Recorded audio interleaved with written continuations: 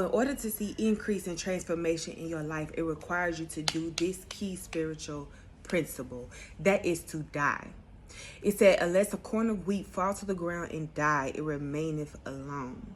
I know this by fact.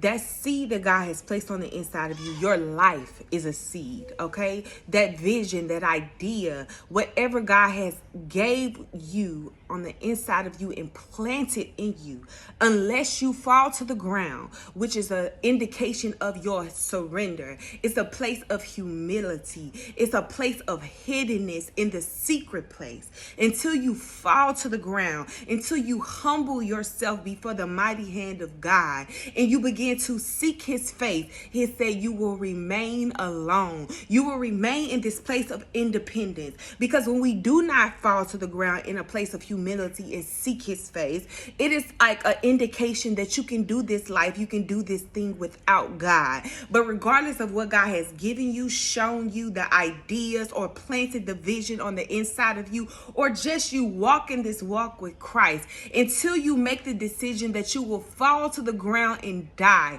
meaning you will humble yourself under the mighty hand of the Almighty and seek his face, you will remain alone. You will remain unfruitful. You will remain in a place of not multiplying and being in a place of multiplication. But it says, but when you die, if you die, he said, you shall bear forth much fruit.